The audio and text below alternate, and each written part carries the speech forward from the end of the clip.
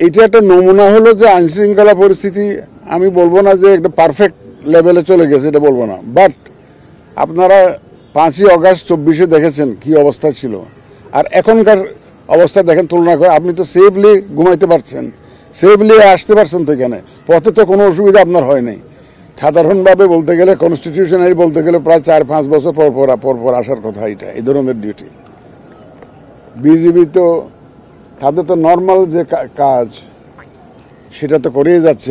Border এলাকায় দেশকে রক্ষার কাজ তো করতেছেই, স্মাগলিং কন্ট্রোল এর মধ্যে তারা আছে।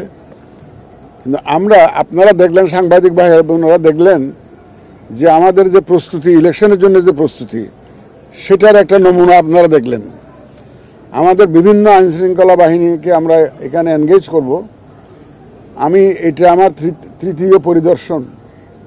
আমি এর আগে পুলিশের ট্রেনিং প্রোগ্রাম আমি দেখেছি, তারা 130টা সেন্টারে ইলেকশন কেন্দ্রিক প্রশিক্ষণ দিচ্ছে তাদের সদস্যদের পুলিশের। আমি আনসার বিডিবির প্রশিক্ষণের একটা মহড়ায় আমি গিয়েছিলাম, সেটাও দেখেছি। ওনারাও প্রস্তুতি নিচ্ছেন ইলেকশনের জন্য। আজকে বিজিবিরটা দেখলাম। আমাদের প্রত্যেকটা আইনশৃঙ্খলা বাহিনী যে কমিটেড এবং তাদের যে একটা বলবো যে প্রস্তুতি এবং তারা যে একটা দায়বদ্ধতা জায়গা থেকে তারা যাতে সঠিক দায়িত্বটা সঠিকভাবে পালন করতে পারে, সেই জন্য তারা তাদের সদস্যদেরকে তারা তৈরি করছেন। তা আমি অত্যন্ত আনন্দিত এবং আমাদের নির্বাচন কমিশনের পক্ষ থেকে আমি বিজিবির কর্তৃপক্ষকে আবার ধন্যবাদ জানাচ্ছি এই ধরনের প্রশিক্ষণের আয়োজন করার জন্য। এই প্রশিক্ষণ আমাদের নির্বাচনে বিশালভাবে একটা আমি বলবো যে প্রভাব ফেলবে এবং আইনশৃঙ্খলা রক্ষায় এটার একটা বিশাল প্রভাব থাকবে। আমি আশা করি এই সব আইনশৃঙ্খলা বাহিনী মিলে, আমাদের সাংবাদিক ভাইয়েরা মিলে, এই যে আমাদের প্রায় 13 কোটি ভোটার মিলে আমরা যে জাতিকে যে ওয়াদা দিয়েছি, আমরা এই যে একটা সুন্দর সুষ্ঠু নিরপেক্ষ নির্বাচন উপহার দেওয়ার জন্য আমরা সেটা ইনশাল্লাহ সবাই মিলে ইনশাল্লাহ অর্জন করব এবং ডেলিভার করব, এই প্রত্যাশা রেখে আমি আমার বক্তব্য শেষ করছি।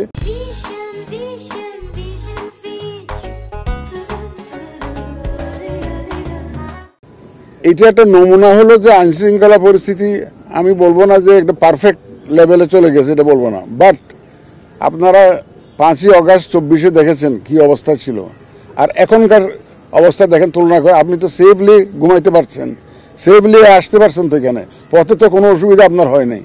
তো সুতরাং যেন এটাতে আরো ইমপ্রুভ করবে গ্রাজুয়ালি, এবং ভোট আস্তে আস্তে, ভোটের তারিখ আস্তে আস্তে দেখবেন যে everything is fall in line এবং সবকিছু ঠিক হয়ে যাবে। আমরা তো আইন শৃঙ্খলা বাহিনীর সাথে কথা 30 তারিখে বোধ না, 30 তারিখে আবার বসছি উইথ স্পেসিফিক প্রপোজালস এবং ওখানে সব ডেভেলপমেন্ট স্ট্র্যাটেজিটা ফাইনাল হবে। এবং আপনারা দেখবেন যে সব কেন্দ্রে আর্মি দাবি করছে এরকম। দেখেন পুলিশ আমরা ধরেন 2জন পুলিশ দিতে পারি, 3জন আনসার দিতে পারি, আর্মি 1-2 এরকম দেওয়া যায় না। আর্মি তো তাদের একটা কন্টিনজেন্ট হিসেবে তারা মুভ করে।